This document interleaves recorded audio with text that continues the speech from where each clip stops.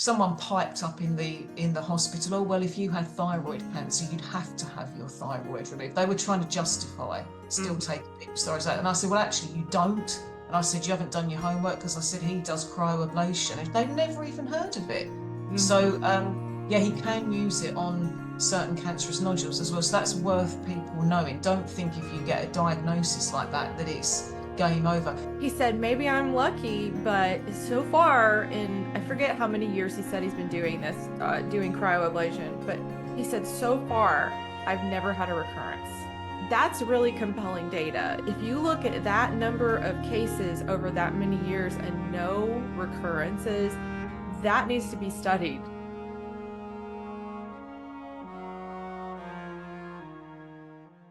Welcome to Save Your Thyroid, a podcast all about thyroid nodules. My name is Jennifer Holcomb, and I advocate for fellow patients suffering with this very common condition. Thyroid nodules impact 70% of adults in their lifetime, and the standard of care is surgical removal of half or all of the gland.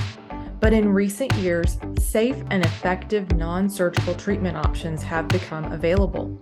In this podcast, I sit down with patients and physicians to discuss life with thyroid nodules, treatment options, and how to save the thyroid whenever possible. Welcome back, everyone. Today, I'm so happy to have a return guest on the podcast, Kathy, who is a patient that we talked with previously, who had a very huge thyroid goiter. She did not want surgery, and she underwent a non-surgical procedure called thyroid arterial embolization, or otherwise known as TAE. And if you'd like to hear all about her experience with that, please be sure to watch the episode where she was here before. I've linked that in the description below. So today, Kathy is back to give us an update on her situation and tell us about another treatment experience that she would like to share. So Kathy, welcome back to the podcast. Thank you. Thanks for having me, Jen. Pleasure to talk to you again.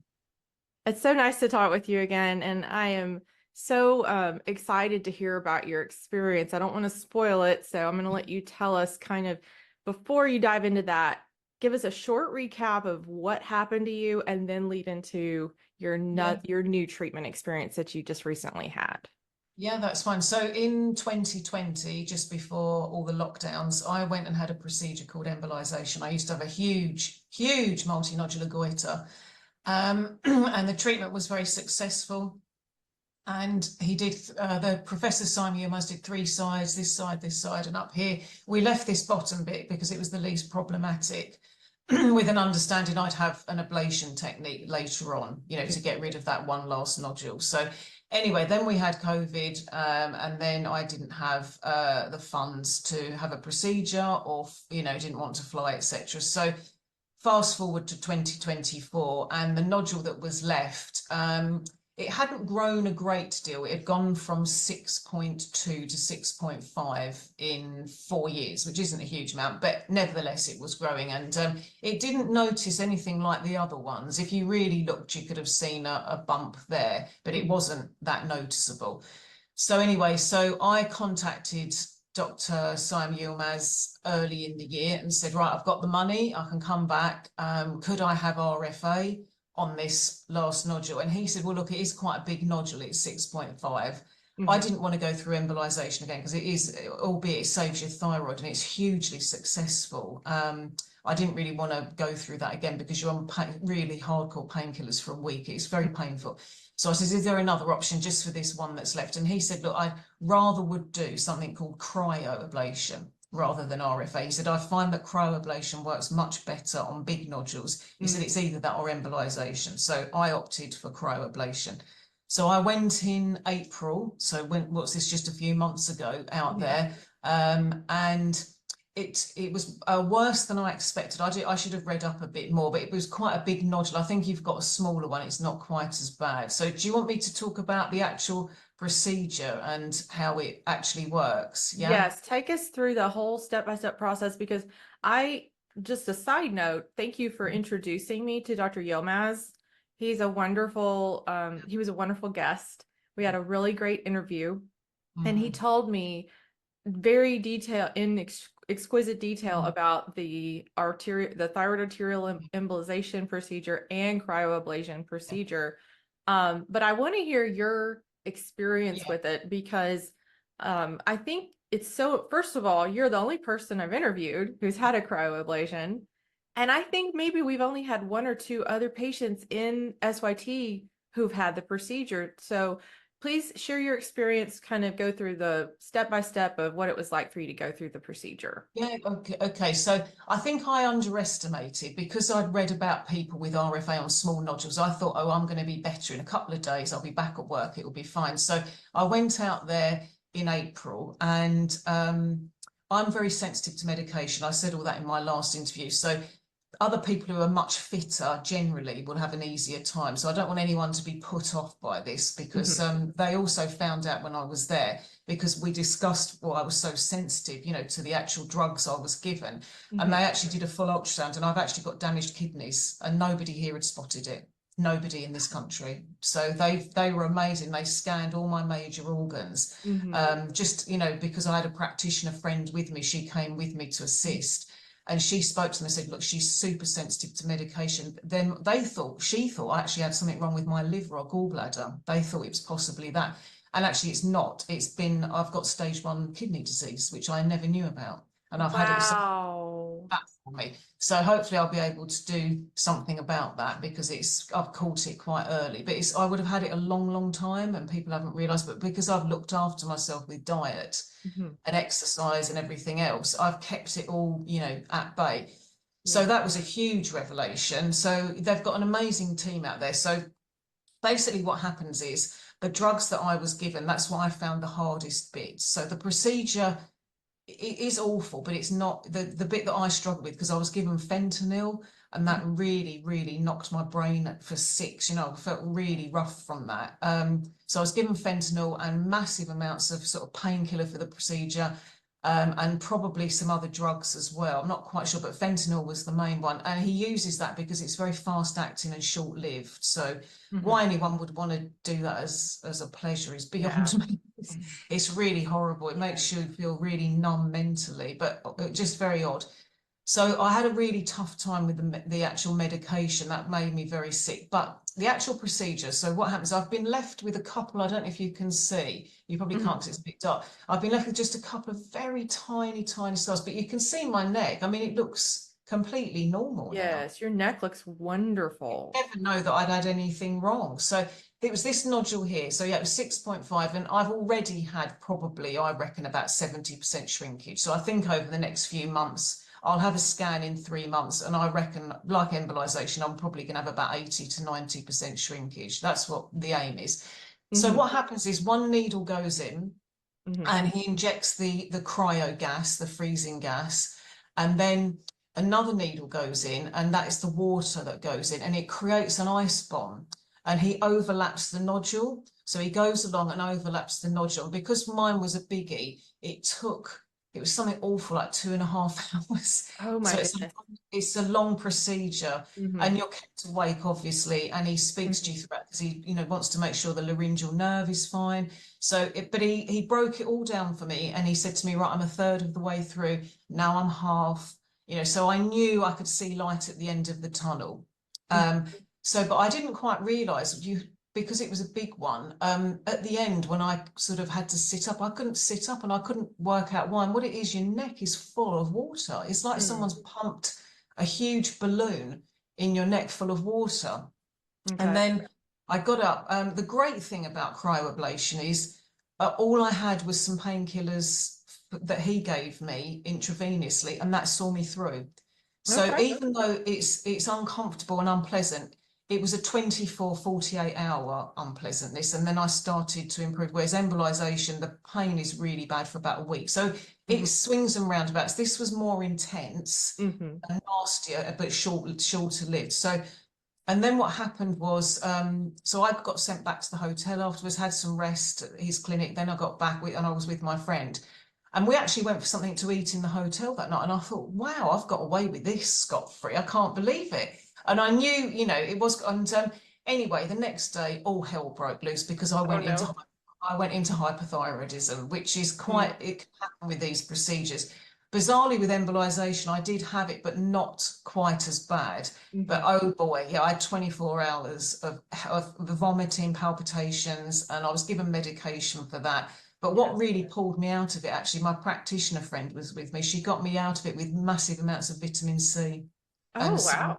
some mint and herbs and things, because I was vomiting all day the next day. But we were in touch with Dr. Sam. I went to his clinic. They put me on fluids. And that's when they said about she's so sensitive to medication. That's how it kind of came about. So, and then I found out something else. So that was the actual experience. And once the vomiting had stopped, I was able to then kind of recover. And a couple of days later, I was able to fly back. I'd say recovery time.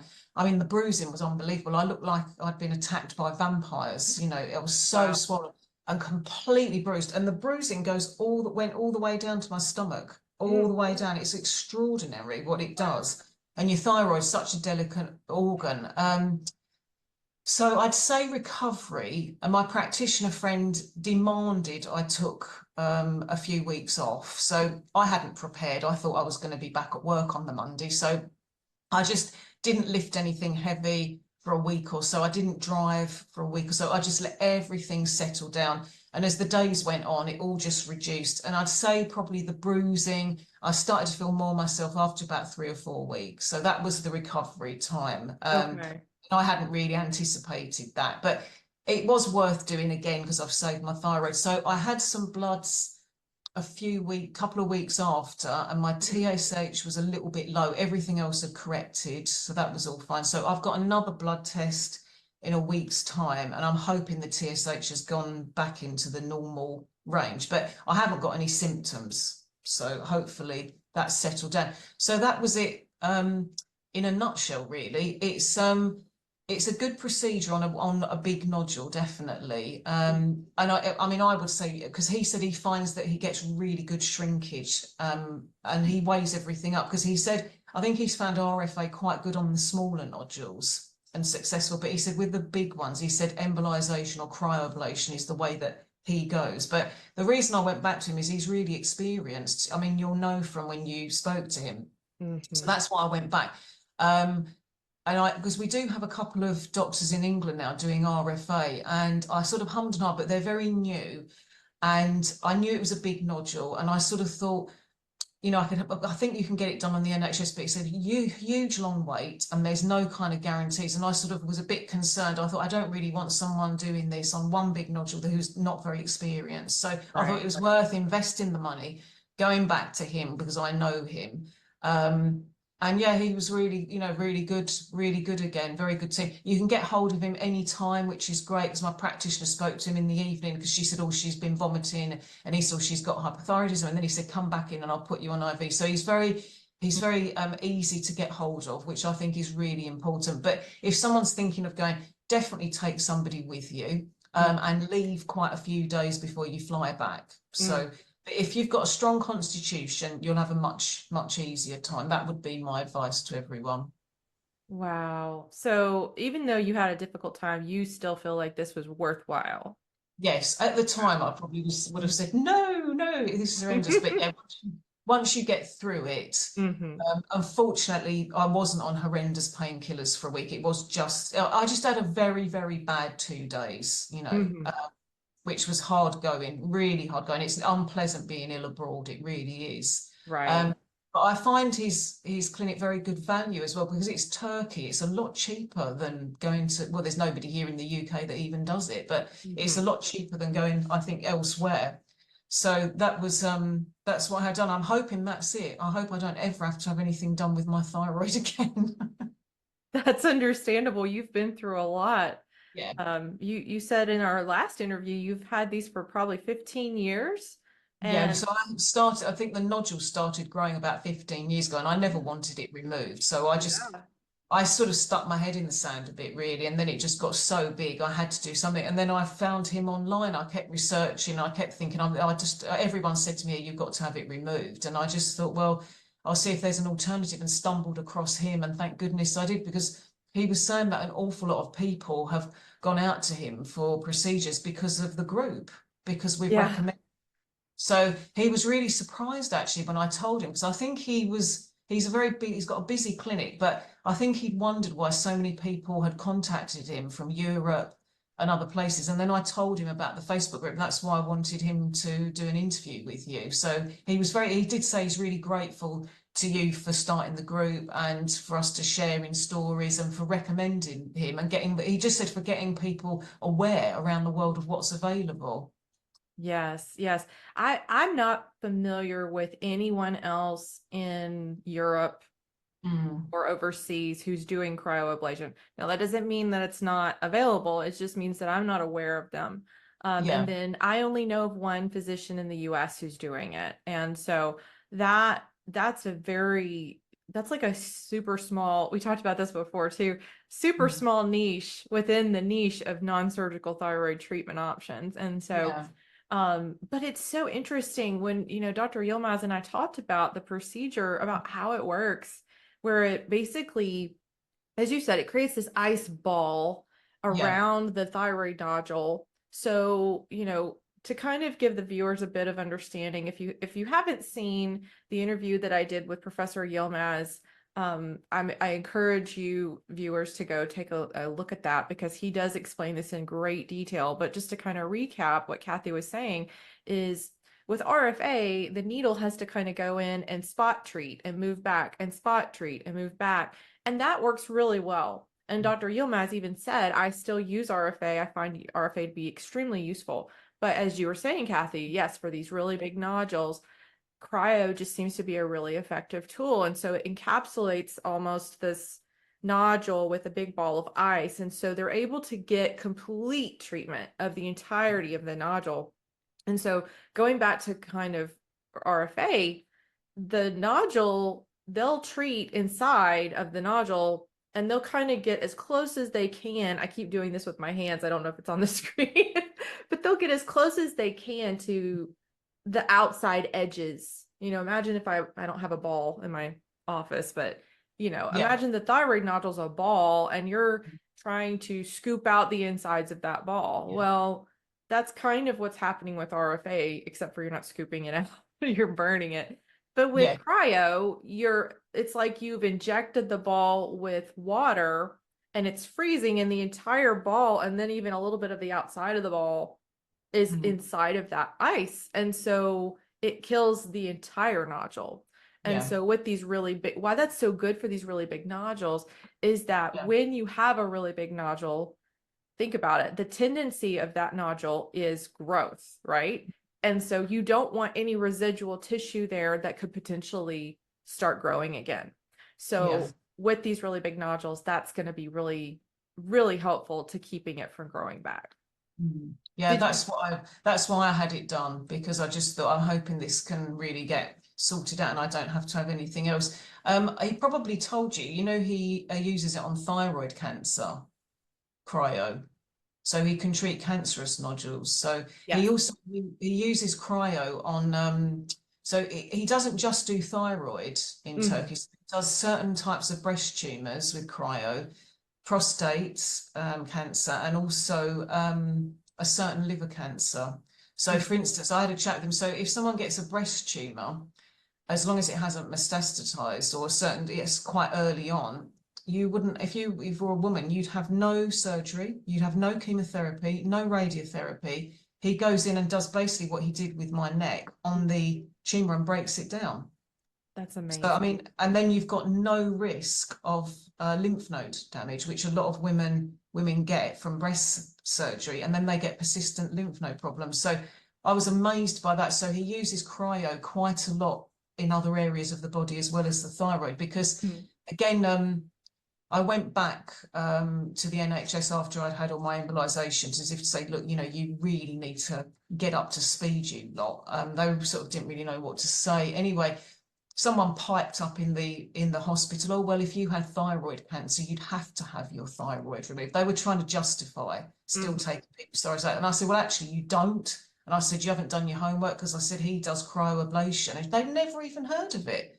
So, yeah, he can use it on certain cancerous nodules as well. So that's worth people knowing. Don't think if you get a diagnosis like that, that it's game over. I'd be interested to see the data down the line for the cryoablation. to see if there's secondary cancers, because what we've got here with the NHS is so many people, we've got 50% of people get cancer now in the UK because of just, you know, I think it's probably in the US. I would check that out. I bet it's the US. It used to be 1 in 5, 1 in 4, 1 in 3. Now it's 1 in 2. It's no surprise because of all the toxins that people are exposed to. You know, appalling food, you know, bad air in the cities, you know, everything else, the medication, people are, no wonder it's happening. So we've got huge amounts of cancer. What they tend to do, the NHS here, is just the usual, it's chemotherapy or radiotherapy, surgery, pack people off with no advice whatsoever about lifestyle. And then we get huge recurrences of secondary cancer. People have it, it pops up somewhere else. So I'd be interested to see if the cryo has a better rate when it comes to, I suppose that will be down the line. You'll be able to have a look, and I don't know. That was one thing I didn't ask him. That's so exciting that you brought that up, because he mentioned that in our interview. He said, maybe I'm lucky, but so far I forget how many years he said he's been doing this, doing cryoablation, but he said, so far, I've never had a recurrence. Right. Well, that's that incredible. is now it's just one physician and one treatment, but that's really compelling data. If you look at, you know, the number of, like I said, go back and view this episode that we're discussing about Dr. Yilmaz talking about cryoablation for the specifics. But if you look at that number of cases over that many years and no recurrences, that needs to be studied. Like, we need to be looking into this and see the mechanisms of, you know, what you were saying about thyroid cancer. The reason why it's so beneficial for thyroid cancer is the same thing what I was describing about how the entirety of the nodule is treated. That's the approach with thyroid cancer. With RFA in particular, when you're ablating a thyroid cancer, they will over ablate. They will treat just a little bit around the outside of the nodule because they want to make sure they kill all of the cancerous tissue. And so that's what's happening with cryoablation, with the ice ball totally encapsulating the thyroid nodule. And I would say that that's probably why they're having no recurrences. So that's so incredibly exciting. I really hope that this procedure will take off and that we will see more doctors offering it, because not to say that there's any reason to abandon any of the other procedures. They all have really good applications. It's just that for the patients that need this, I would love to see it more widely available. So your experience has been, you said already you've seen a 70 or 80% reduction. It must be, it must be, because I've sort of, it's gone down gradually in the last, I'm trying to think now, so May, June, July, 3 months, and you've kind of fell off sort of a few weeks afterwards. You get the odd like pulling sensation. It's quite hard to explain. So, and then I've just noticed from the mirror really that you can't really, it's just, you know, it wasn't that noticeable, but I can definitely see a difference. So I'll know when I have a scan done. I'll probably get that done in a few months, and then I'll be able to really see the actual amount of shrinkage. Would you do me a favor? Would you do me a favor when you have that done? Would you comment under this video so that the viewers who are watching this at that point in time can see what you're, because I have people ask me all the time, how's she doing now? And no, I know, because funny enough, when I post on the group, people often say to me, oh, how's your thyroid now? I think they think that it was all going to grow back, or I'd tip into, you know, some sort of horrendous thyroid disease. And I always have to say to people, I've had no regrowth, and it's the same, my thyroid works. They can't believe I'm not on medication. They're really shocked when I say to them, no, I'm not on anything. It's my bloods are okay. So I'll be intrigued to see what they're like in 3 months if the TSH is, because when I had embolization, I had low TSH before the procedure, and then 6 months after it corrected. So I'm hoping that happens again. We'll see. That's interesting. Yeah, that's exciting. Definitely leave us a comment under the video with an update, because I would love to hear about that. And so your experience with this was very, I would say, ultimately positive. So would you recommend this to someone else who's in this situation?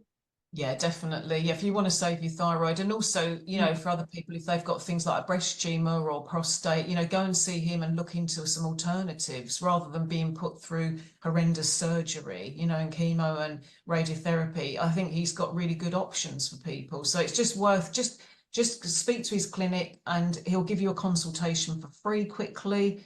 It's just a chat with him, especially if you've got thyroid problems and nodules. Mm. I know a couple of people, I think on the group, had gone to him, and there were a couple of cases he couldn't help, but they were really quite extreme. But Right. I mostly say, people on the group who have got stuck with another doctor, I normally say, look, just go and get a second opinion from him Mhm. and just see what he says. He might have a different idea for you, because that's what I found really exciting with him, is that he really thinks outside the box. Yeah. He's very pioneering doctor. He told me he's had a career in medicine for 40 years, and that he's had the ability to, use different procedures and different applications and kind of be creative. And Yeah, and in yeah. Turkey, you see, the problem we've got here in the NHS, you're really even though it's free, which is wonderful, the problem is you're dominated by big pharma and restrictions within that, and budget restrictions. And then we've got nice guidelines. So for anything new to come in, it takes forever.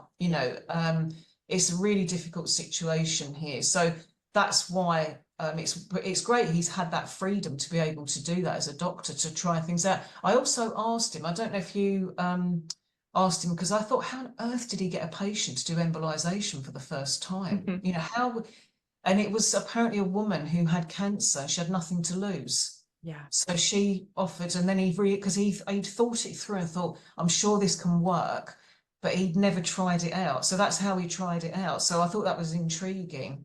But yeah, I'd love to know He how. described that case to me in our interview. It was very Yeah, interesting. And then just continued to study it. And then now he's spoken about it at, multiple physician meetings across yeah, Europe. And so, yeah, I think this is something that needs to, both in embolization and cryoablation is something we need to be studying. So I hope that, the physician community will, move forward in that direction. That would be really exciting. So just for a moment, would you share, what was your experience like with the travel part of it? Because this is a topic that, unfortunately, we still have to talk about traveling for treatment, right? Because so many, I mean, like in this particular conversation, we're talking about the only doctor we know of offering cryoablation in all of Europe that we're aware of. So yeah, was it an easy, now that you've been to Turkey twice, right? yeah.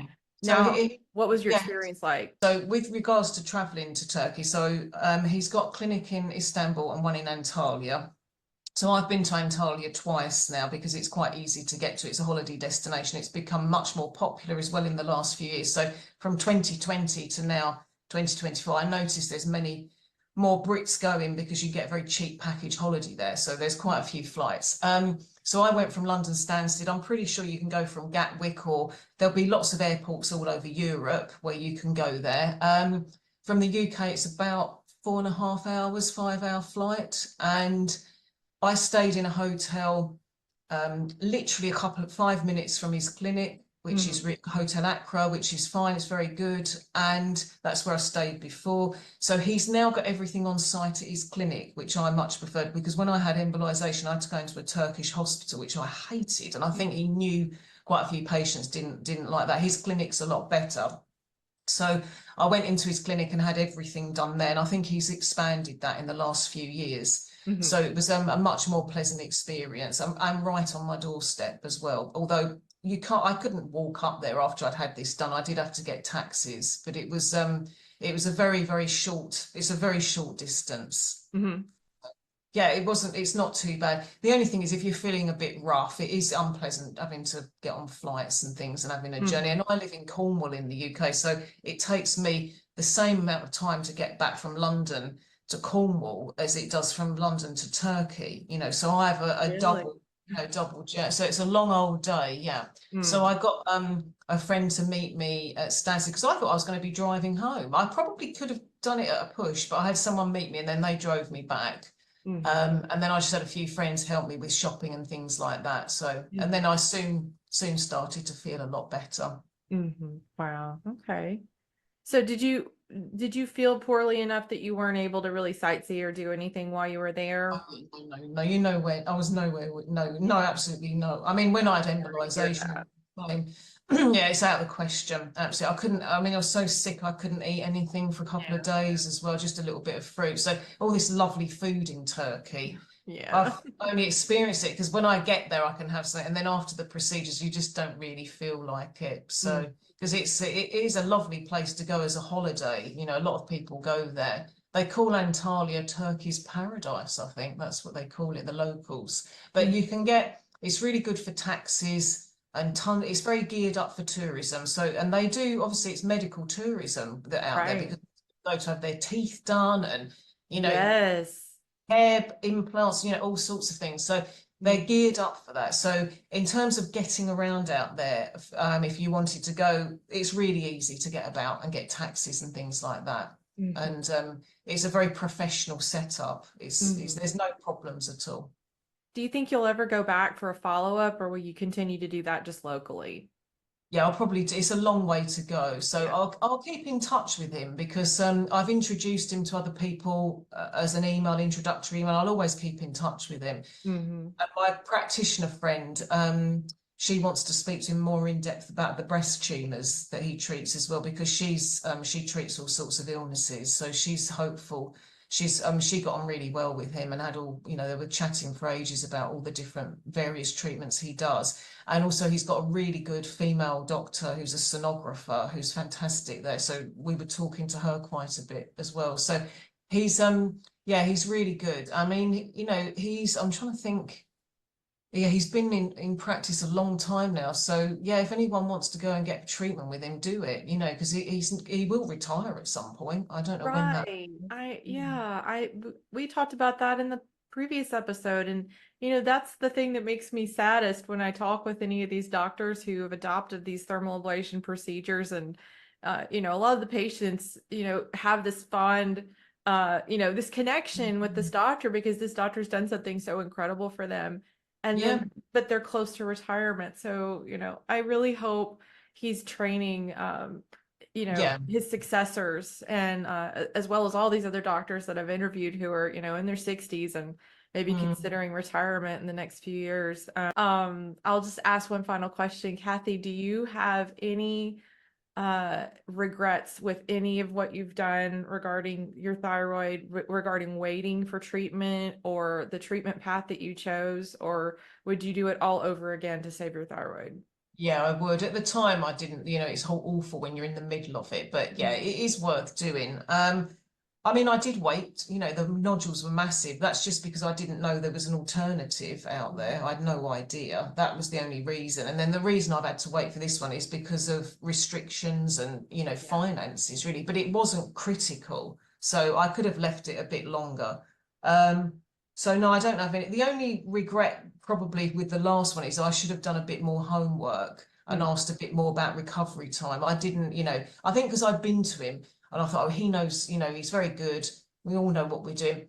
I don't think I'd had enough discussion with him about the kind of like after, how long it would take to get better. I just didn't think to ask. I just thought, oh, this will be much easier. But Mm. it did take some time to recover. And I noticed on the group, a lot of people, if they've had RFA, they're a bit taken aback at how sore they can be, and the Right. pain. And it's different for everybody. So Right.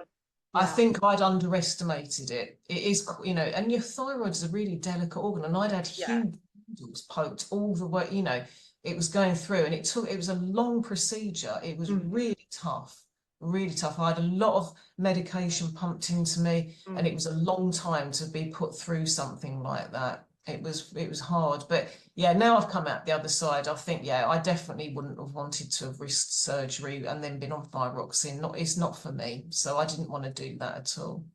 Yeah, I think for, speaking to your struggle with it and just being that you had this large nodule, and my nodule was about the same size, I believe, as this nodule we're discussing today.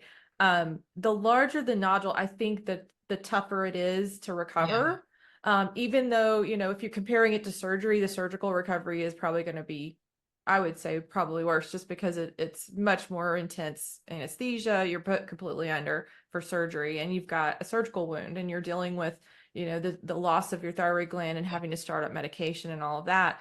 But even though this is a non-surgical procedure we're talking about, you do have, as you Mm. said, the medications. You do Yeah. have the insertion of a needle, and in your case, it sounded like multiple needles that were into your neck, which It's when that two, happens, yeah, sorry. it's two.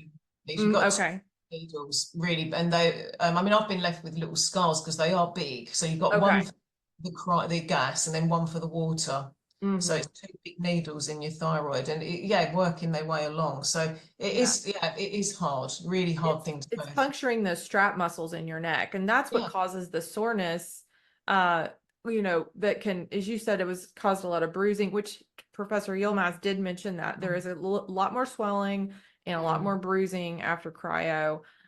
So yeah, all of these muscles are affected by those puncture sites. But he did also say, I thought this was really interesting, that the ultrasound results after cryoablation are much like with RFA, any thermal ablation procedure, you see destroyed tissue on ultrasound, which looks very suspicious. It's dark, it's irregular. He said with cryo, you don't see any of that. He said, gentler procedure as far as to the tissue. Yeah. It kills the tissue that it should kill, but then everything else in the Mm. neck is just left completely intact and pristine, and as it should. It looks as it should on ultrasound. So, Yeah. well, Kathy, I really appreciate you taking the time to share this experience with us, and I really look forward to seeing your updates in the comments under this video.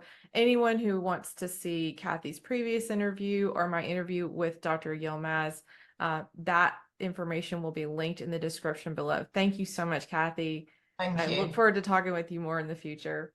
Thanks. Take care, Jen. Thanks so much for listening. Please share this content and help others. If you need resources, testimonials, and support, please join our patient community, Save Your Thyroid.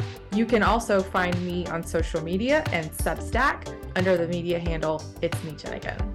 Never forget to educate yourself and be your own advocate and save your thyroid.